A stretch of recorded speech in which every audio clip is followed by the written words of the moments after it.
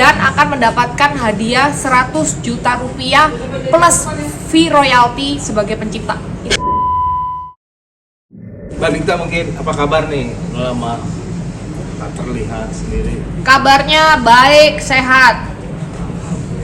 Alhamdulillah. Mungkin selama ini aktivitas kegiatan sendiri seperti apa sih Mbak? Sudah lama tidak terlihat di dunia entertain sendiri.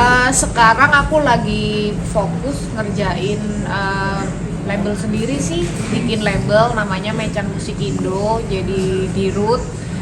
Terus ya mulai dari nol, karena kan selama ini selalu jadi talent ya, nggak pernah bener-bener masuk dalam sistem bisnisnya. Makanya sekarang aku lagi pelajarin semua, moga-moga doain jalan dan berhasil, bisa nemuin penyanyi-penyanyi, artis-artis berbakat yang nantinya bakal bisa mewarnai musik-musik permusikan di Indonesia.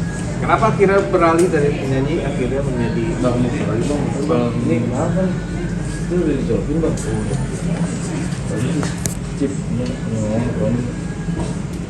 Cek.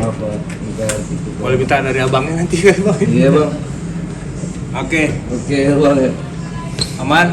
Nah, kenapa akhirnya beralih dari penyanyi akhirnya masuk ke bisnis? Karena usia saya mau menginjak 40, jadi saya pikir dari umur 22 tahun sama Du Maya saya sudah keliling kota di seluruh Indonesia bertahun-tahun, bosan gitu. Jadi mikir, udahlah, udah mau mami-mami umur 40, waktunya cari artis-artis muda, kau kerjalah, mama yang dapat jatah preman gitu. Kurang lebih seperti itu. Oke.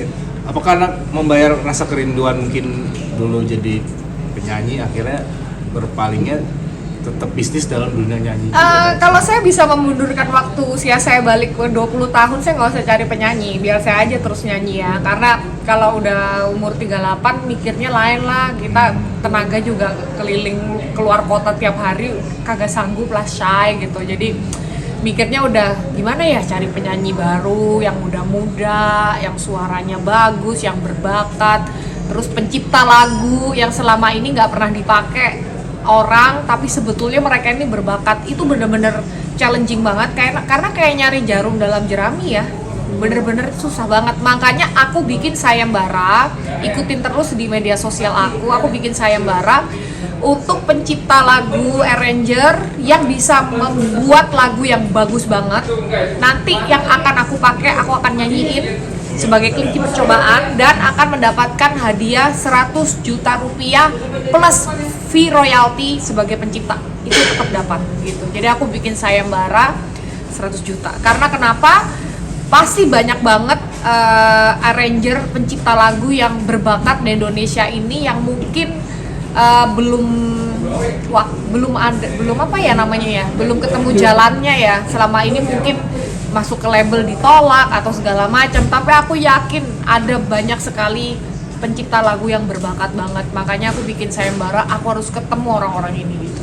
Oke. Tapi emang dasar alasan kuatnya karena perihal usia akhirnya mencoba hal yang baru ini Mbak, atau? Ya, orang kalau sudah 22 tahun namanya jadi talent, begitu usia mau nginjak 40 pasti ada pengen breakthrough lah. Gak mungkin kayak, maksudnya aku nyanyi tetep loh, kalau nggak nyanyi aku stres ya, namanya juga penyanyi gitu, itu kan hobi juga. Cuman kan mulai mikir di sisi bisnisnya, kok ini making a lot of money ya kalau misalkan aku bikin label, aku menemukan penyanyi-penyanyi berbakat, mencipta lagu yang bagus-bagus. Nah ini aku tertantang di situ. Karena dasar kuatnya juga bikin label, memang dunia musik sekarang seperti apa dari sudut pandang Mbak?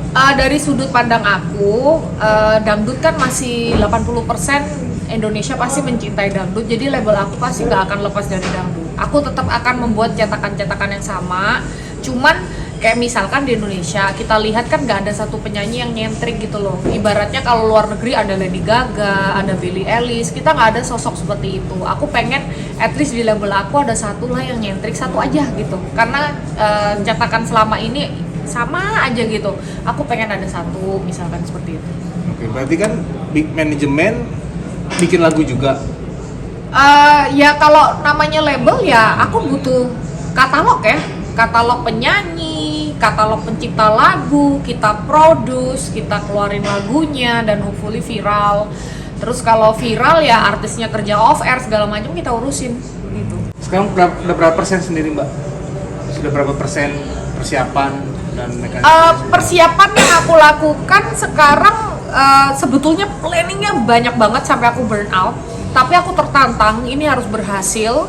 Makanya sekarang yang step yang aku lakukan awal ini ya si Sayembara 100 juta ini. Aku butuh ketemu pencipta lagu yang memang berbakat yang selama ini mungkin belum ketemu jalannya gitu. Pasti ada. Mencari jarum di antara jerami ini akan susah sekali, tapi aku akan coba. Itu bakal banyak email yang masuk lagu-lagu itu, aku akan sambil nganggur, aku akan dengerin sendiri. Aku sendiri yang nyeleksi karena buat aku yang nyanyiin. Makanya Sayembara ini aku umumkan, stay tune aja di media sosial aku karena nanti segalanya akan aku umumin di situ, emailnya kemana akan di situ. Oh, berarti akan nyanyi juga tetap di... Aku akan tetap nyanyi dong. Kalau nggak, maksudnya gini loh, sebagai direktur utama di sebuah label bukan berarti aku nggak nyanyi, karena kan memang aku seniman. Cuman kan bagusnya di sini aku bisa memahami dari sisi bisnis dan dari sisi seniman. Artinya apa? Sebagai pencipta lagu, penyanyinya, aku akan bikin kontraknya lebih fair kayak begitu. Karena kan aku juga pernah jadi talent ya, kayak begitu. Aku ngerti lah keluh kesah menjadi talent gitu. Jadi both side aku bisa memahami itu. Semoga kalau Tuhan berkehendak ya semuanya jalan dengan sesuai rencana. Berarti akan muncul lagi dan tidak vakum berarti ya Mbak di dunia tarik suara ya? Iya, kalau dari tarik suara tetap akan muncul. Cuman sekarang mungkin akan lebih banyak di belakang layarnya dulu untuk kerjain si label ini. Oke, terima kasih. Terima kasih, bye-bye.